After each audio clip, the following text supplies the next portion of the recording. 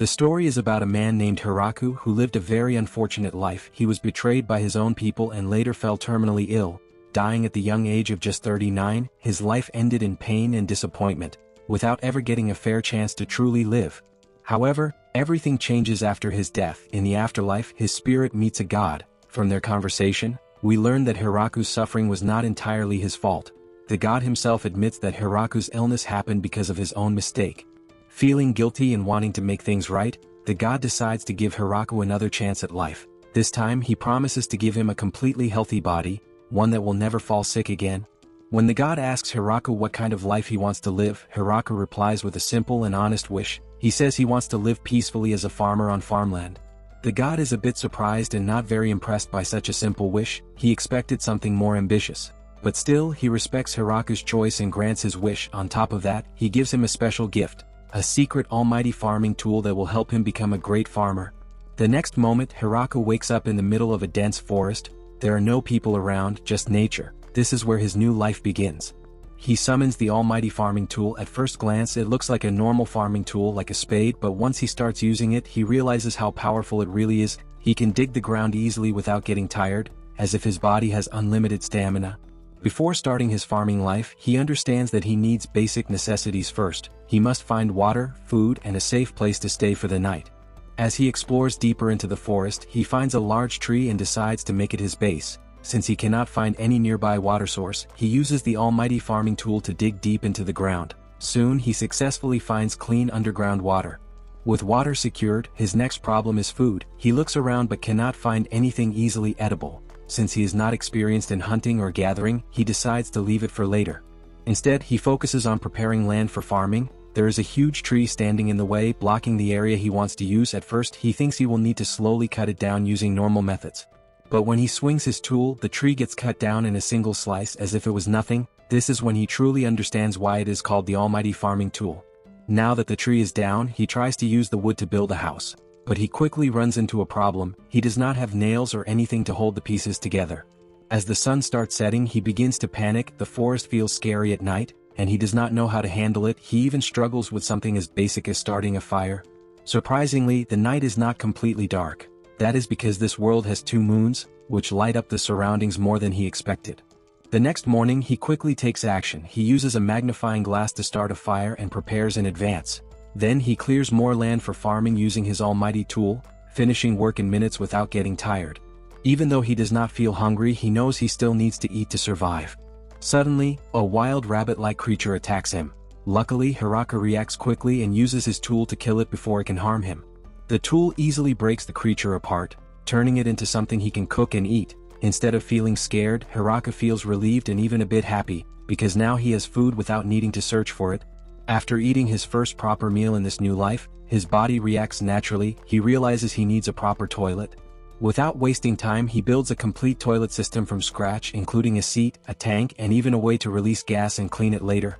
It feels like Hiraku has been waiting for a chance like this, to start his life from zero and build everything step by step, exactly the way he wants.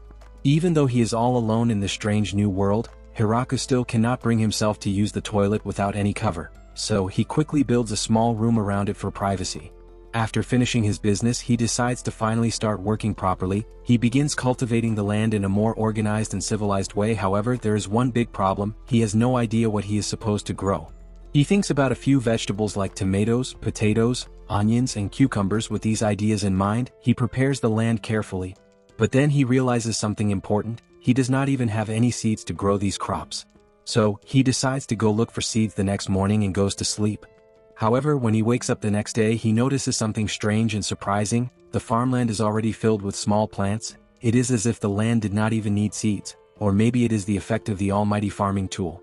Now that he has crops growing, he understands that he must protect them from wild animals. He starts building a fence around his farmland. To make it even safer, he digs a trench outside the fence so that animals cannot easily come near his land. Even with the almighty tool given by the god, it still takes him a few days to complete the fencing around both his farmland and his house. Although he does not know exactly what kind of plants are growing, he continues to water them using the almighty watering pot. Every day the plants grow noticeably, which makes him feel excited and satisfied. Next, he manages to build himself a small hut. Instead of using nails or glue, he uses a simple logging technique to put the wood pieces together. However, he cannot make the house too big because the wood is too heavy for him to handle alone. Still, the house feels too small to live in comfortably, so he digs the ground inside the house to create more space and increase its height. For the roof, he uses tree bark to cover the top. He even creates wooden nails to fix the bark in place. Now, with a proper house and farmland, Hiraku slowly starts getting used to this new life. But soon, something unexpected happens. Two strange dog-like creatures appear near his home. They do not seem dangerous, so Hiraku decides to take them in. One of them is even pregnant. Since he always dreamed of having a dog as a pet, this feels like a dream come true for him. Not long after, the female dog is ready to give birth. Hiraku does not know what to do, but he cannot just leave her outside, so he lets both dogs stay inside his house while he sleeps somewhere else for the night. The next morning, when he checks on them, he finds that the female dog has given birth to 4 puppies. To celebrate, Hiraku brings them some boar meat.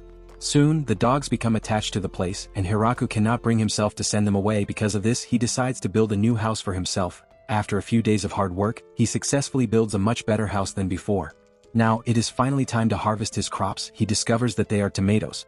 By now, the dogs have become an important part of his life, so he decides to give them names. He names the female dog Yuki and the male dog Kuro. The puppies are simply named based on numbers along with their father's name.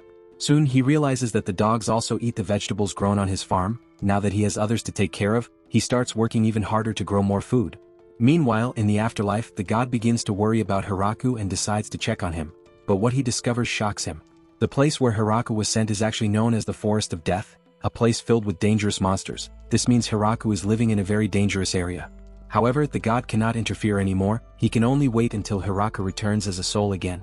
Back in the forest, Hiraku realizes something very important. He notices that he never planted any seeds, yet the crops still grew. Then he remembers that he had imagined these exact vegetables before starting farming. This leads him to an important conclusion. With the help of the almighty farming tool, whatever he imagines can grow into reality. Feeling grateful to the god who gave him a second chance at life, Hiraku decides to show his respect. He builds 2 statues, one of the god of judgment and another of the agricultural god, as a way to express his gratitude. Now, Hiraku faces another problem. He has food but no flavor. He is only eating boiled vegetables with nothing to season them. What he really wants is salt, but there is no sea nearby, so he cannot get it easily.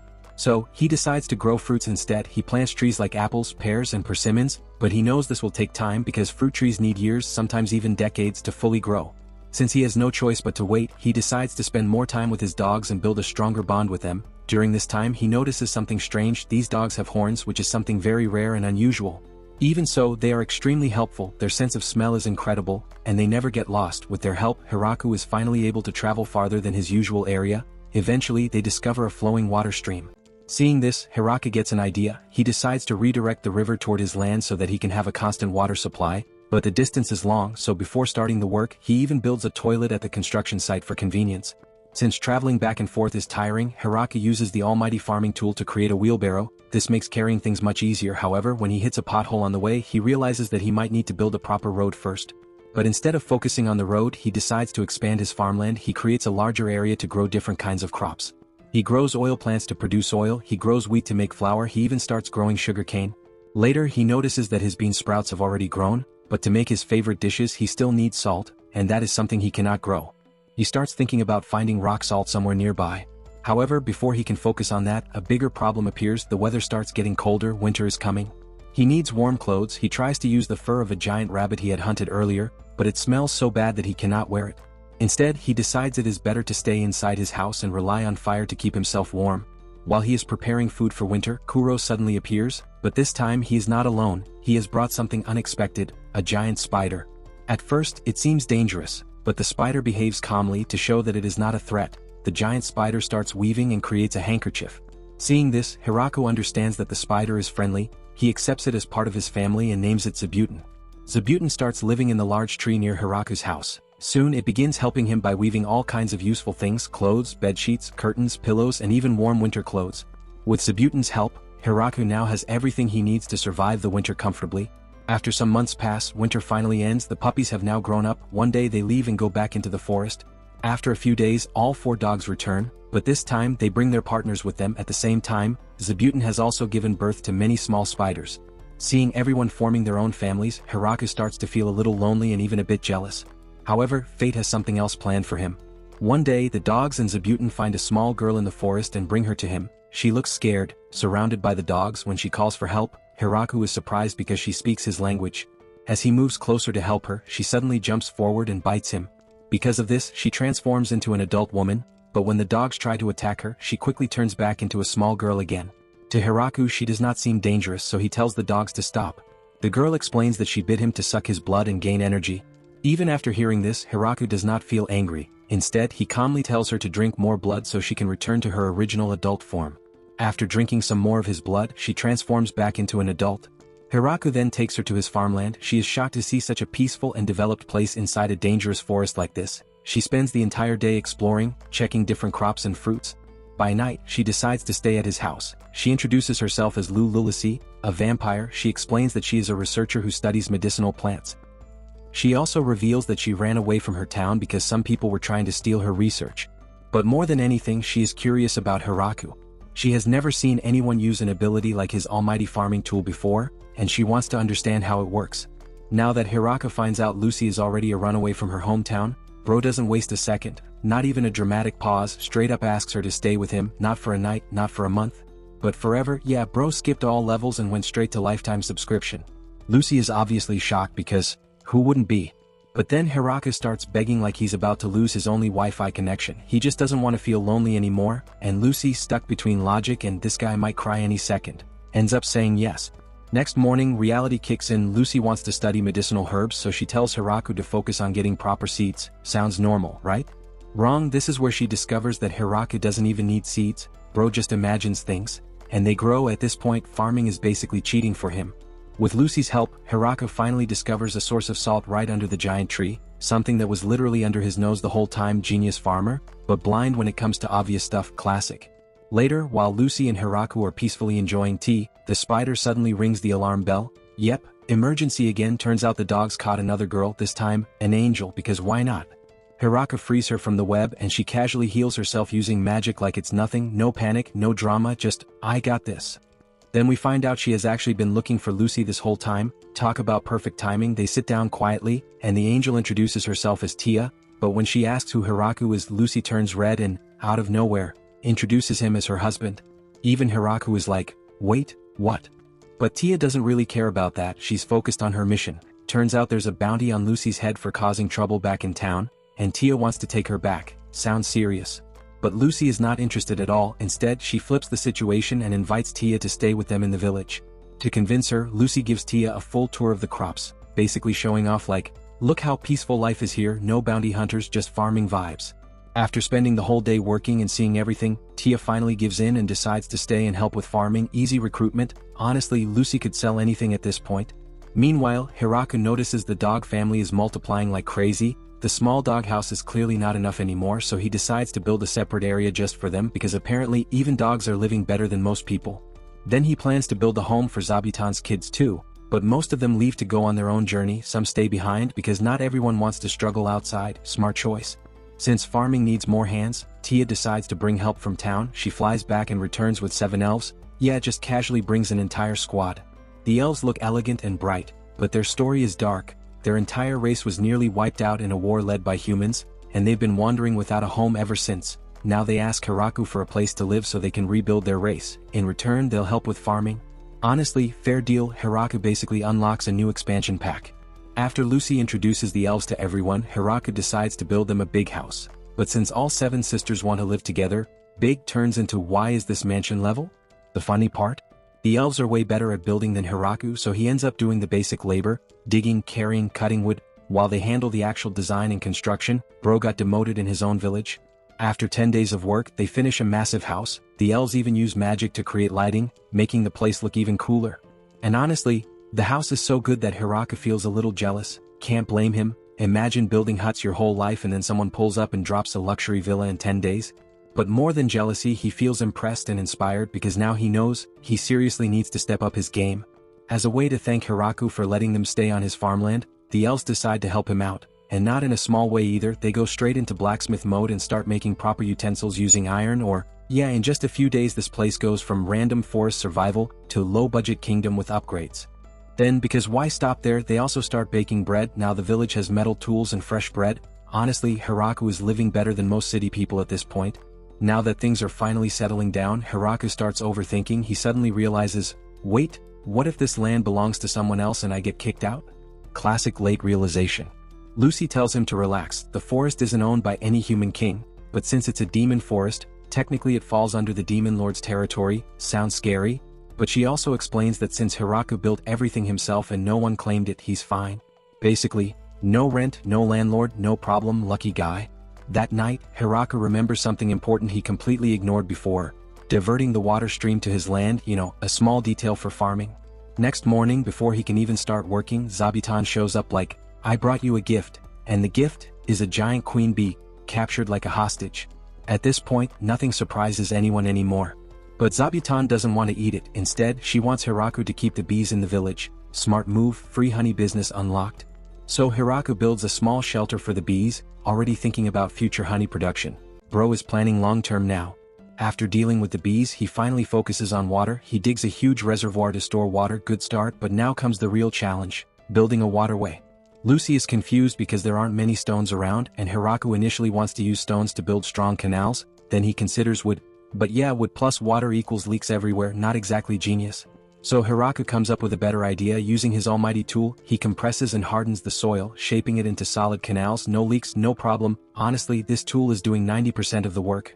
With a clear plan, everyone starts working. The elves handle the foundation, while Hiraku focuses on shaping the canals, and surprisingly, it doesn't take long. Soon, water starts flowing from the river straight into their territory.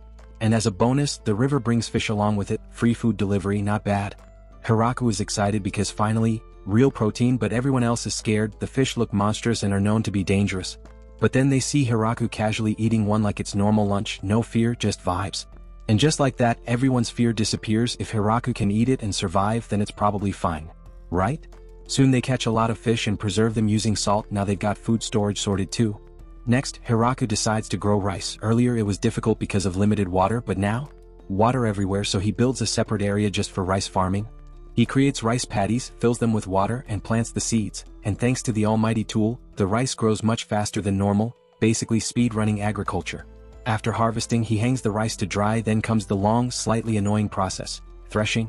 He uses the almighty tool again to act like a thresher and separate the grains. Then they use a sieve to clean out leaves and unwanted stuff. After that, a mortar is used to remove the husk, and finally a pestle to polish the rice.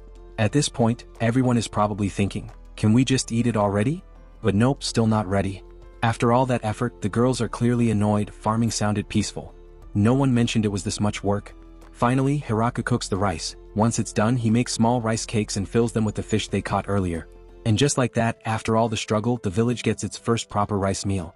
Not gonna lie, it took way too many steps just to eat something, but hey, at least now they're eating like kings instead of surviving like NPCs.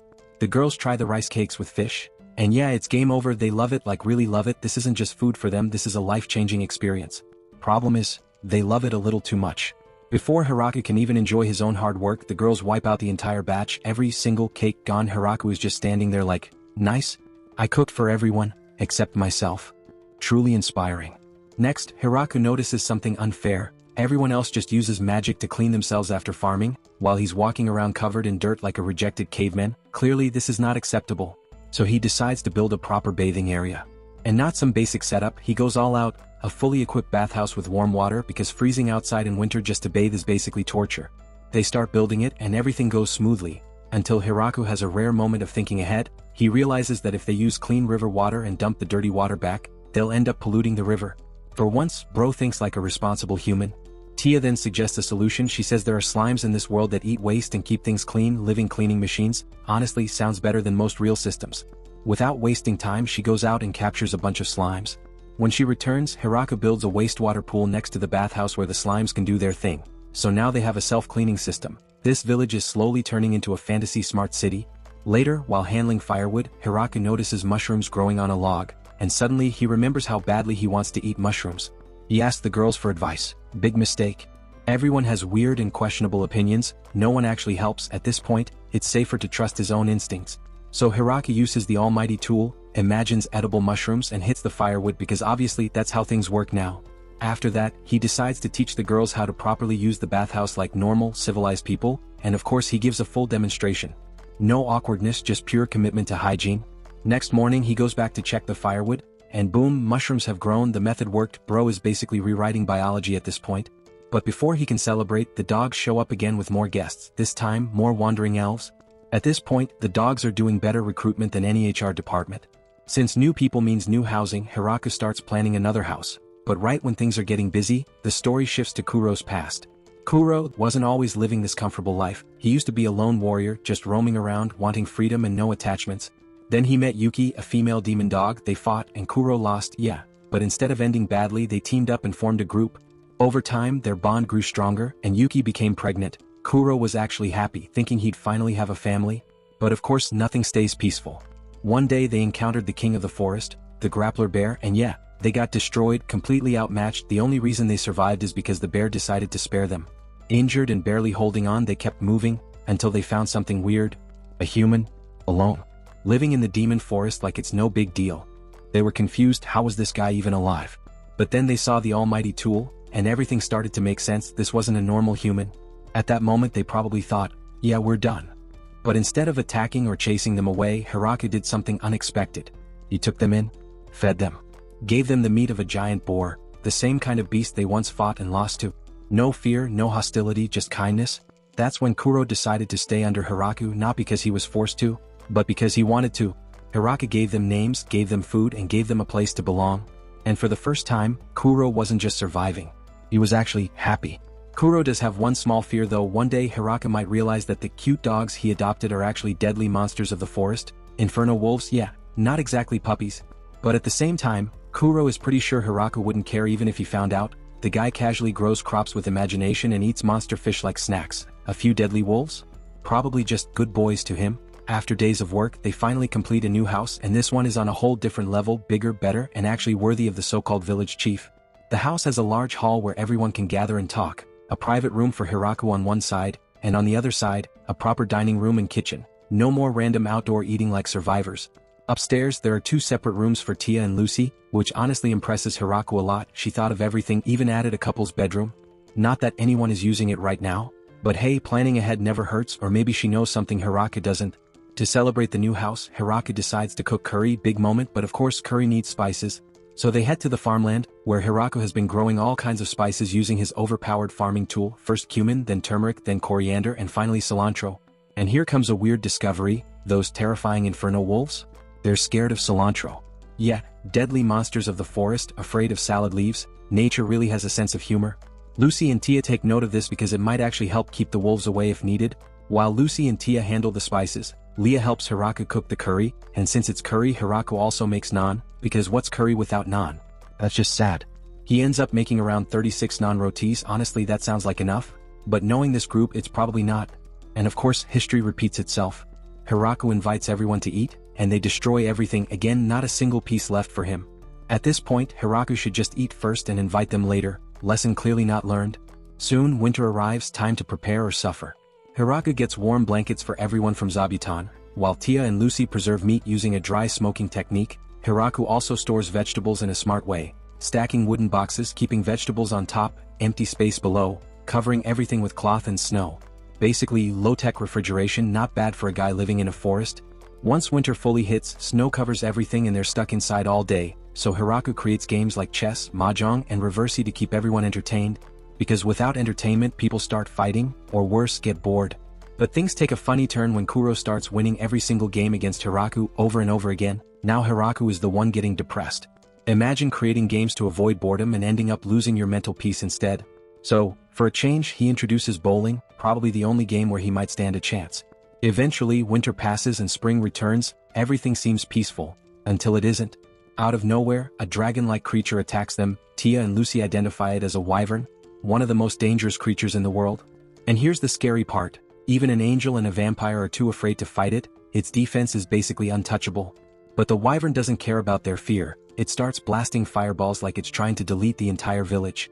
Now Hiraku has no choice, it's fight or lose everything. At that moment, the almighty tool transforms into a spear, and Hiraku understands what he has to do.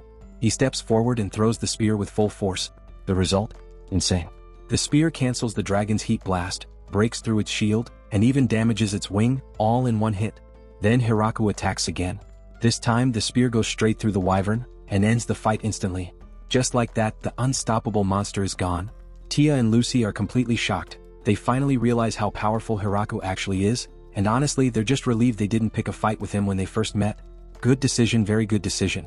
After that, everyone casually enjoys the wyvern meat like it's some rare delicacy, from survival to luxury dining once again. But far away in the Demon Lord's castle, news spreads quickly. A man took down a wyvern in just 2 hits. Even the Demon Lord's 3 generals are shaken because now they know there's someone out there who might be just as dangerous as the Demon Lord himself. The news doesn't just stop at the Demon Lord's castle, it goes even higher. It reaches the Dragon King Drime, and even he is not feeling confident. Yeah, let that sink in. A literal king of dragons is thinking, yeah, I'd rather not fight that guy, because after hearing that a wyvern got deleted in 2 hits, Drime knows even he might not survive something like that. That's when it becomes clear. The wyvern probably wasn't just randomly flying around, it was most likely sent to hunt Hiraku, or maybe the girls. Either way, someone just messed up big time. Next morning, Hiraku casually decides, let's make wine, because apparently after killing dragons, the next logical step is alcohol production. They collect grapes, and Hiraku assigns the girls to stomp them to extract juice, classic method. But of course, things don't stay normal. The girls drag Hiraku in 2, and this man doesn't even wash his feet before stepping in. Congrats, you just invented flavored wine, not in a good way. Meanwhile, in the afterlife, things are getting heated. The god of jurisdiction is getting absolutely roasted by the goddess of agriculture, who also happens to be his daughter, and she is not happy. She's furious that he sent a human to the forest of death and gave him a holy spear disguised as a farming tool. Her main concern? That the spear might slowly drain Hiraku's life force. Basically, congrats, you gave him power, but also a possible death sentence. But the god of jurisdiction is chill, way too chill. He argues that Hiraku is doing perfectly fine, actually enjoying life, and says the spear won't kill him. Why? Because he gave Hiraku a ridiculously healthy body that won't fall sick or lose vitality. So while she's worried, he's like, relax, he's built different. Back in the forest, Hiraku finds yet another girl in trouble. At this point, it's basically a daily event. This time it's Flora, Lucy's sister. And unlike Lucy, Flora talks a lot. She quickly blends into the village like she's been there forever, but after a few days of learning new recipes, she leaves. Seems normal, until she comes back a month later. And she's not alone. She brings a whole army of maids, like, a lot of them plus 2 cows for milk. Because why not turn a small village into a full-on civilization overnight? Seeing this, Tia starts panicking. Now there are tons of vampires, demon wolves and demon spiders, elves, and she's the only angel, not exactly balanced. So she decides, yeah, I need backup. She leaves, and comes back quickly with her own squad, more angels, some lizard men, and even a hen for eggs. Now the village is officially crowded. What started as one guy farming peacefully, has turned into a full fantasy society. Leah then brings even more elves, but there's one small issue. They're all female. Turns out, no male elves survived the war, which leads to a very awkward situation. They need to reproduce, but Hiraku has no idea how that's going to work, and honestly, he's not even brave enough to ask. Smart move, some questions are better left unanswered. Now that the village is packed with people, Hiraku decides it's finally time to give it a name. Lucy suggests naming it after him, but Hiraku shuts that down immediately. According to him, his name just doesn't have the right vibe. Fair enough, Hiraku Town does sound a bit basic. Lucy's head maid suggests naming it after the forest. Sounds good. Until they remember the forest is called the Forest of Death. Yeah, no one wants to live in Death Village, that's just bad marketing. Then Zabuton steps in and shows Hiraku the giant tree at the center of everything. And that's when it clicks. Hiraku finally names the place Great Tree Village. Simple, meaningful, and not terrifying, perfect. They celebrate the moment with a party, and Hiraku is officially chosen as the mayor. From lonely farmer, to leader of a growing civilization. Not bad for a guy who just wanted a peaceful life. Life was going smooth, a little too smooth, so obviously something had to go wrong. One day bad news arrives. A messenger from the Demon King shows up, not just any messenger but one of the 4 generals himself. Yeah, when a top boss shows up personally, it's never for tea. But here's the funny part. Hiraku still has no idea how broken he actually is, so instead of acting like a boss, he starts worrying that the Demon Lord might start a war. And what does he do? He offers to pay taxes. Not even small taxes, 10% of the village's total harvest. Just like that, bro really said, please don't attack us, take our crops. Beezle, the general, is completely shocked. Imagine walking into a place expecting tension, and the strongest guy there is offering you tax money like a peaceful farmer. Of course he agrees, why wouldn't he? Free resources with 0 effort. But when Beezle returns to the Demon Kingdom, reality hits him hard. He admits he was already shocked seeing the man who killed a wyvern. But that's not what scared him the most. What really terrified him? Lucy, the vampire princess, Tia, the strongest angel. And that's not even the full list. There were elves, inferno wolves, demon spiders, and even the 3 killer angel sisters. At this point, it's less of a village and more of a walking apocalypse. Beazle is confused. Why would a group this powerful agree to pay taxes when they could literally crush kingdoms? And just when he thinks it can't get crazier, he notices the cloth wrapping the gift Hiraka gave. It's made by Zabuton, the great demon spider. And those spiders? They're said to be as strong as the demon lord himself. Now Beazle is probably questioning his entire life. That same night, the Dragon King himself shows up. Yeah, the Dragon King. But he's not there to fight, he's there to greet Hiraku. Because unlike others, he's smart enough to realize, this is not someone you fight. This is someone you stay on good terms with. As more and more visitors start arriving, Hiraku finally realizes something important. His village is getting popular. So he decides to build a proper guest house, a big one, enough to host at least 30 people because making powerful guests sleep outside is just asking for trouble. For security, he assigns different groups. Lizard men, ogre maids, angel soldiers. Basically, a full defense system. They even set up a bell alarm system with Zabuton to detect intruders. Honestly, this place is more secure than most cities. Meanwhile, Lucy's sister doesn't want to sit around doing nothing, so Hiraku gives her a job. Watch the guests during the day and report anything suspicious. Simple job, but still important. Soon, visitors from a nearby place called Howling Village arrive. But something feels off. Some of their men are hiding in the bushes, not exactly a great first impression. Still, Lucy decides to let it slide and welcomes them inside, but they don't fully trust them either. Tia locks them in the guest house just in case. And the maids? They serve them raw vegetables instead of proper food. Savage? What? Because the guests didn't bring any gifts, and apparently in this village showing up empty-handed is a big no. Even then, Hiraku stays calm, he doesn't treat them like enemies and even offers them wine. Because of course, his solution to everything is either farming or alcohol. When Hiraku asks about them, one of the men explains they're from Howling Village. They heard about Great Tree Village through the Demon Lord and came for trade. And turns out they're not a threat at all. Just poor villagers trying to build connections. They offer to trade things like iron goods, silver items, spoons, glassworks, and paints. In return they want food. Fair deal. They even apologize for not bringing gifts, saying they didn't know the custom and that they're too poor to bring anything fancy anyway. Now they just sound sad. Eventually trust is built and both sides agree to trade. When the time comes to deliver food to Howling Village, there's one small problem. Transportation. They have none. So what does Hiraku do? He casually asks the Dragon King for help.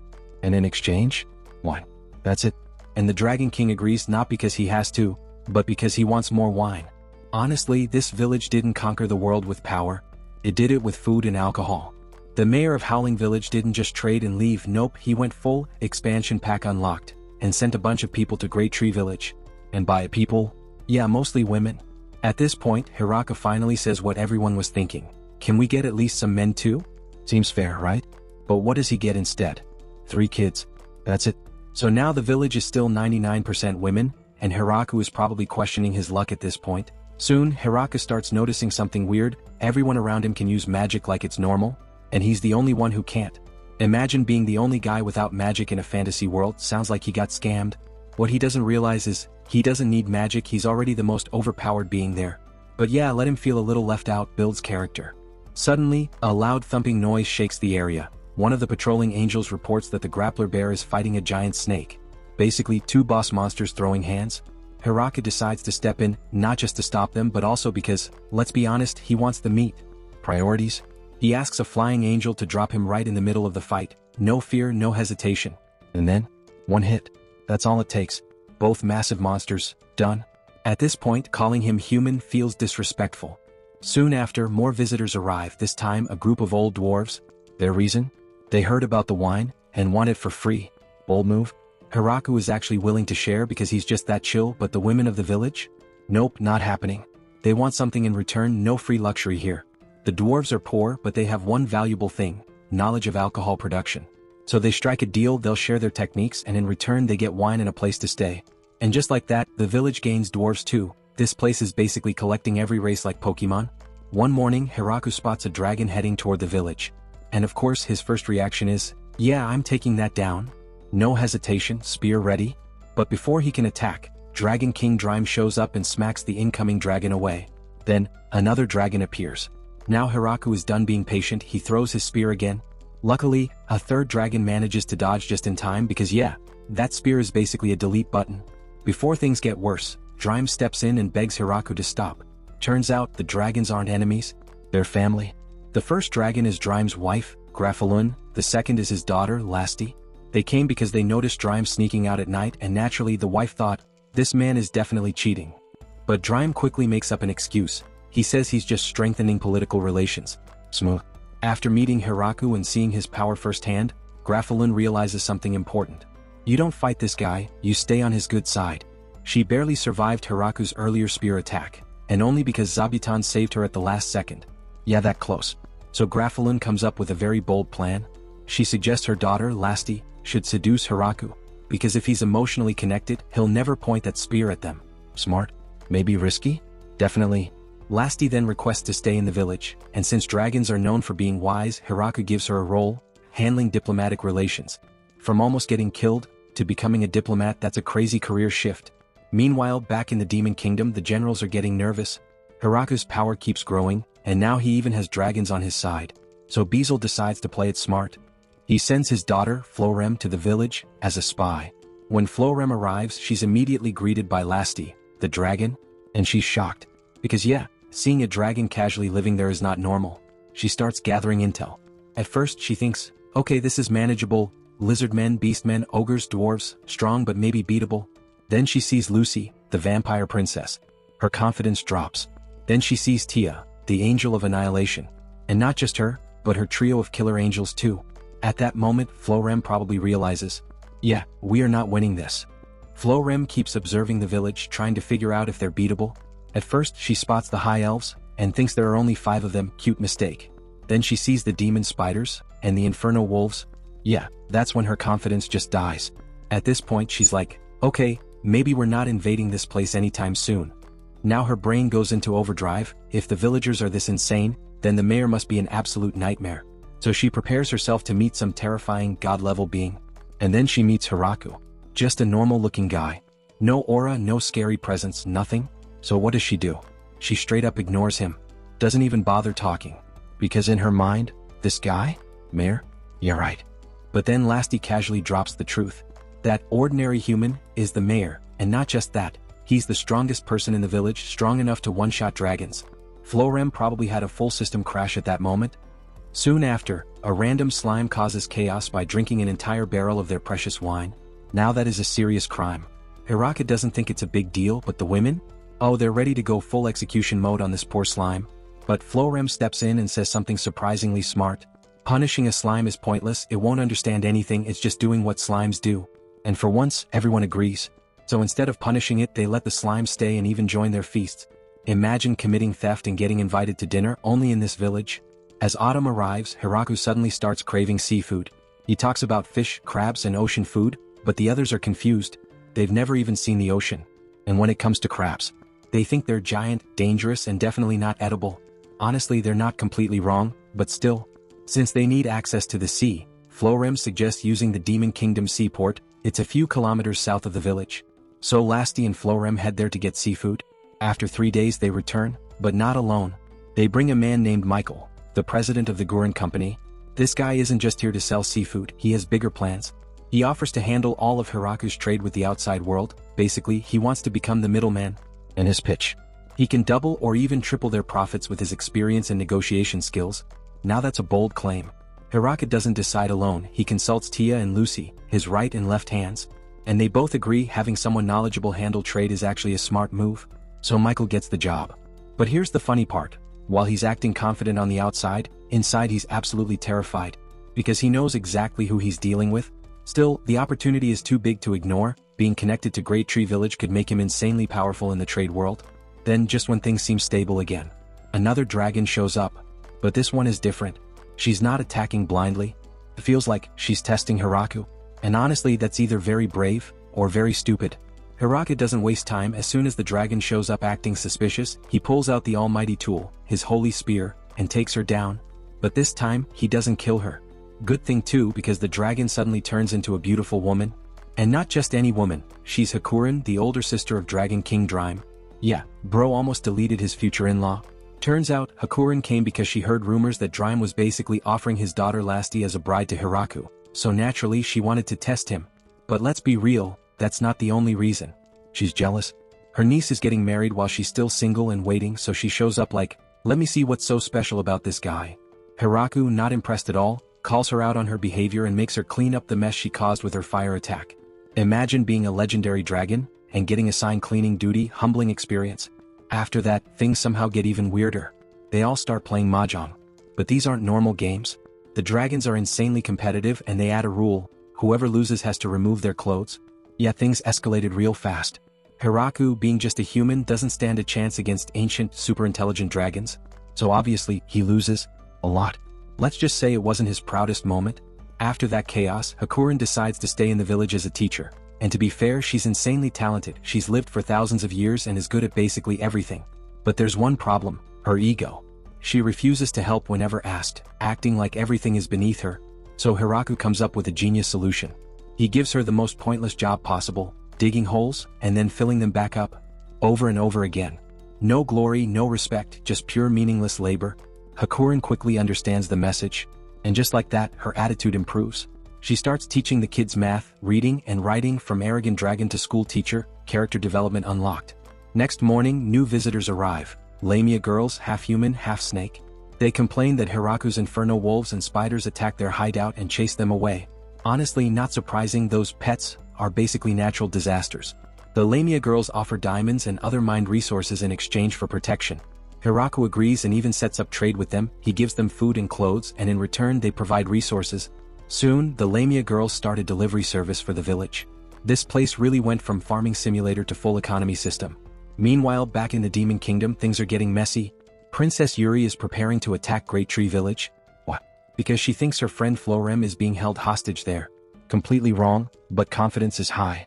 Bezel meets Florem and tells her about Yuri's plan. He also explains that despite Florem's detailed reports, the princess thinks it's all fake. Because in her mind, a village that powerful shouldn't even exist. Which is fair, it shouldn't.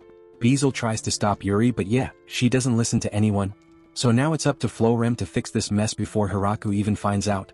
Because if Hiraku finds out first, it's game over. Florem acts smart. She sends the Lamia girls to intercept Yuri's army before they reach the village. And guess what? They get completely overwhelmed.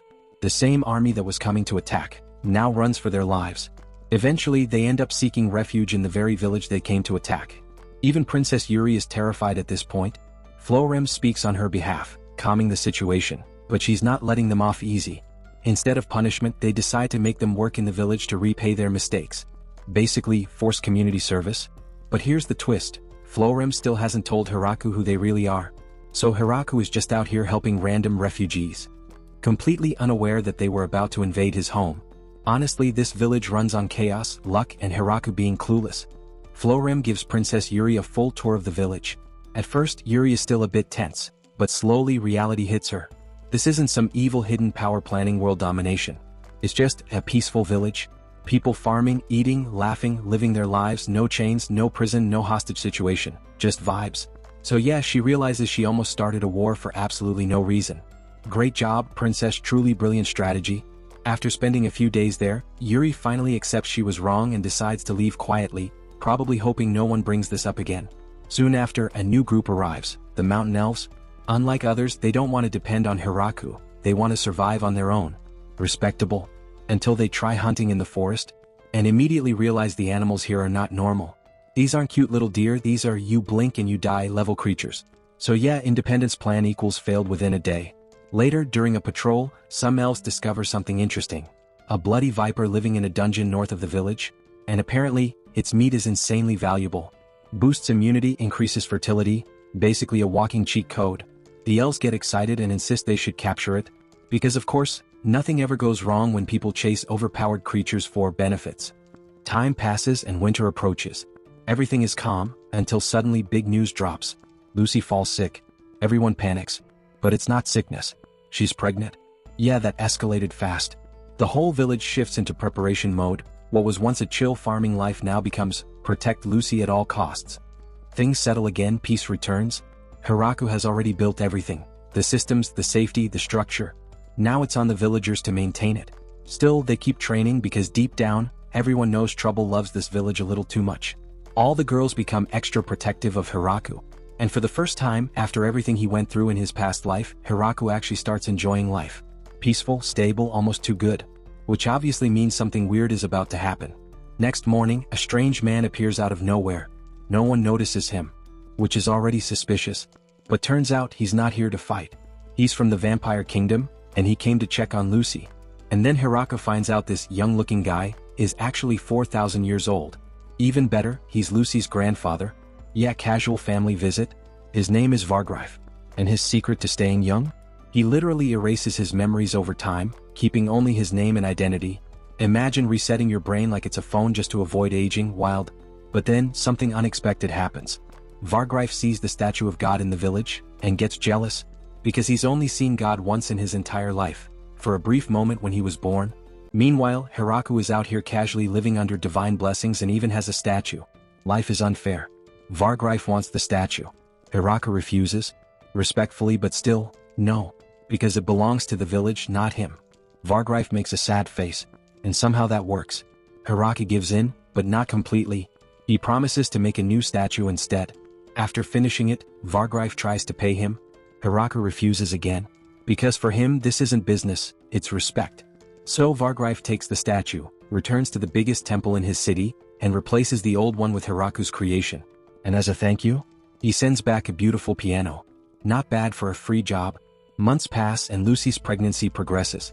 Her belly grows and the village gets more serious about preparation. One rule is set, no alcohol for Lucy. Simple. But then all the other girls decide they won't drink either. Solidarity? Or maybe just peer pressure with extra steps. Finally, the big night arrives. Lucy is ready to give birth. Hiraku for once can't do anything. No farming, no building, no fixing, just waiting. So he goes back to the great tree, the place where his journey started. Under the same sky, watching the two moons. Back then he wanted to live alone. Now, he has a whole village, a family, a life. By morning everything changes. His son is born. Holding the child in his arms, Hiraku realizes just how far he's come. From nothing, to this. They name him Alfred as Lucy suggests. Half human, half vampire. Already built different. Wanting to thank everyone who helped build the village, Hiraku calls a meeting and introduces something new, a reward system. A coin-like metal to honor contributions. It's not just symbolic, it can actually be used as currency. Man really turned a village into a functioning economy. After that, he throws a massive feast to celebrate his son's birth. Because of course he does. This village doesn't do small celebrations. Only chaos and big parties. One morning, Tia drops some casual news on Hiraku. More people want to move in. Hiraku probably thinks, okay, maybe 10? 20? Nope. 100? Yeah, at this point it's not a village anymore. It's turning into a small country. And obviously, you can't just squeeze 100 people into already packed houses like it's a train in rush hour. So now they have no choice, they need a whole new village. Everyone gets to work. Leah finds a perfect location across the river, a bit far from the main village. Smart move. Not just for space but also as a safety measure. Because let's be honest, if a rebellion ever happens you don't want enemies living right next door, that's just asking for trouble. First task, build a path between the two villages. Sounds easy. It's not. The trees in this forest are built like iron, the lizard men and elves try cutting them, and fail miserably. Not even a scratch. So yeah, once again Hiraku pulls out his almighty tool and clears the entire path like it's nothing. Casual flex. Next, building a bridge. Hiraku probably thinks of a proper one. But Leah says, nope, just use 2 wooden blocks. What? Because a big bridge would make it easier for monsters to walk in. Honestly, she's thinking ahead while everyone else is just trying to survive the day. After that, they redirect the river and create a water reservoir. Because if you're building a new village you might as well do it properly. Then comes housing. Things are going smoothly. Until Drime shows up. And he's not alone. He brings a group of minotaurs. And these guys are huge. Like, your house is a toy level huge. Their leader, Gordon, explains they were expelled from their old village and have nowhere to go. There are 72 of them. Which is already a lot. But the real problem? Their size. Hiraku's houses are perfect for normal people. For these giants? They're basically dollhouses. But wait, it gets worse. Florum's father, Bezel, shows up and brings even more people. Centaurs. Half human, half horse. Now the population just keeps stacking like it's a game with no limit. And then we get her. One of the centaur women starts acting all entitled. Rude tone, bossy attitude like Hiraku owes her something. Which is honestly wild because she's literally here asking for shelter. The audacity is impressive. Hiraku, being Hiraku, stays calm and says nothing. But yeah, it's annoying. Thankfully, someone steps in. A girl calls her out and reminds her, very clearly, that they are the ones receiving help, not giving orders. Then she introduces herself.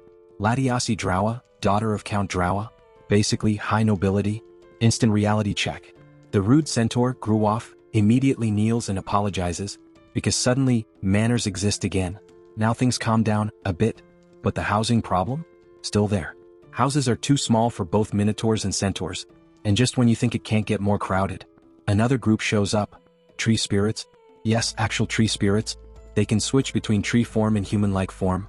Their homeland got destroyed because humans cut too many trees, causing floods. So now they're refugees too. And how did they find this place? Of course, Michael sent them.